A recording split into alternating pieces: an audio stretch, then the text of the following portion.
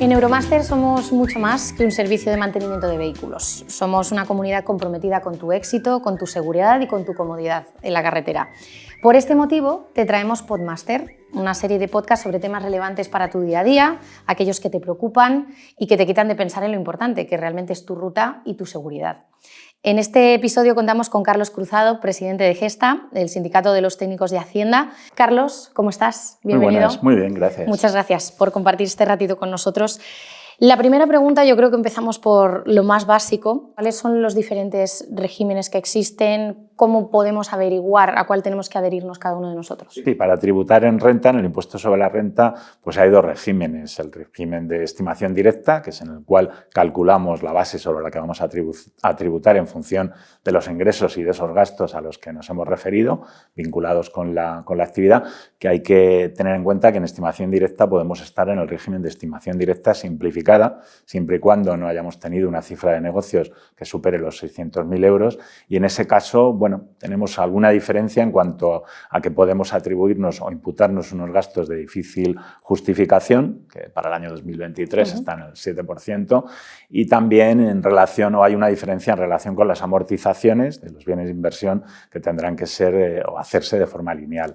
Son las dos diferencias. Y luego hay otra diferencia en cuanto a los libros, en cuanto a los registros que tenemos que llevar, que son algo más ligeros. No tenemos que cumplir en todo con el Código de Comercio, sino que basta con llevar un libro de ingresos y ventas y gastos y compras, además de, en su caso, el libro de bienes de inversión, ¿no? Y luego, por último, el régimen de estimación objetiva, que es en el que están quizá la mayoría de los transportistas, o un buen número de ellos, en el cual el que llamamos régimen de módulos no vamos a tributar en función de nuestros ingresos y gastos reales, sino en función de unos índices, ¿no?, establecidos en función de determinadas cuestiones objetivas, ¿no? En el caso del transporte, pues está relacionado con la carga de nuestros vehículos y con el número de personas que podemos tener trabajando y el número de autónomos que están trabajando en nuestra actividad, las personas a cargo de esa actividad, ¿no? ¿Qué tipo de gastos son deducibles para un transportista autónomo y cuáles son esos gastos? Bien, en primer lugar, hay que advertir que depende del régimen en el que estemos. Si estamos en el régimen de módulos, ahí los gastos no se tienen en cuenta, puesto que se fija la tributación en función de unos determinadas estimaciones, ¿no? En el régimen de estimación directa, tanto sea la ordinaria como la simplificada, hay una serie de gastos que podemos deducirnos, que son todos aquellos relacionados con la actividad de la empresa, lo que llamamos en nuestra terminología gastos afectos a la actividad.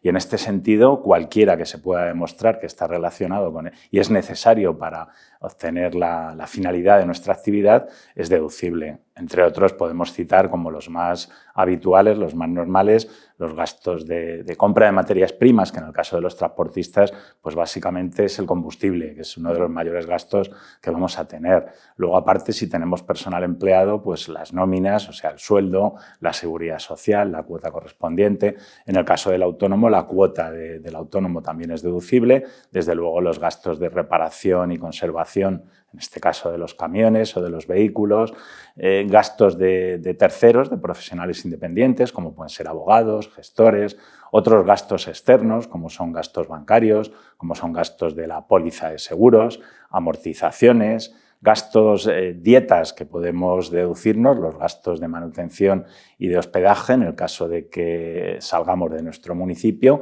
y siempre que esté relacionado con nuestra actividad, intereses de préstamos, con los gastos financieros, en fin, una serie de gastos que, aparte de esto, se pueden incluir, que son todos aquellos relacionados directamente con nuestra actividad. Hay veces que te da un poco de vértigo adentrarte en el mundo del autónomo y tiendes a cometer errores porque nos falta información. ¿Qué cosas tenemos que prestar especial atención para evitar luego caer en sustos, por ejemplo? Sí, en relación con los gastos, sobre todo lo que tenemos que tener es cuidado de no incluir gastos que no están afectos, gastos personales, gastos relacionados con no con nuestra actividad, sino con nuestra vida personal, ¿no? Esto no lo podemos hacer, pero también tenemos que tener en cuenta que esos gastos tienen que estar justificados. Necesitamos esas facturas, hay que tener en cuenta que las facturas simplificadas, los tickets, pues muchas veces van a imposibilitar el que podamos demostrar que ese gasto lo hemos realizado nosotros. Por tanto, la factura factura es lo primero, ¿no? Pero además esa factura tiene que estar contabilizada. Según estemos en estimación directa ordinaria o en simplificada, pues vamos a tener que incluirlo en nuestros libros. Desde luego en nuestro libro de gastos van a tener que estar las facturas lo más detalladas posibles y, bueno, de forma correlativa en el tiempo, ¿no? ¿Y se han introducido cambios en el último año? Quizá el cambio más importante en este año 2023 no es directamente una cuestión fiscal, pero sí muy relacionada con ella, que es la cuota de autónomos, ¿no? Ha cambiado el sistema de manera que ahora se va a tributar en función de los ingresos. Hay un periodo, digamos, transitorio hasta el año 2025 en el que se va a ir introduciendo el régimen hasta completarlo, ¿no? Por otro lado, en materia fiscal hay dos cuestiones. Por un lado, lo que se refiere a los gastos de difícil justificación en el régimen de estimación directa simplificada, que suben al 7%, del 5% al 7% en el año 2023. Y por otro lado, tenemos en relación con el régimen de módulos, que también sube al 10% la reducción de nuestro rendimiento neto, ¿no? Carlos Cruzado, muchas gracias por estar con nosotros en este episodio de Podmaster. Un placer. Un placer.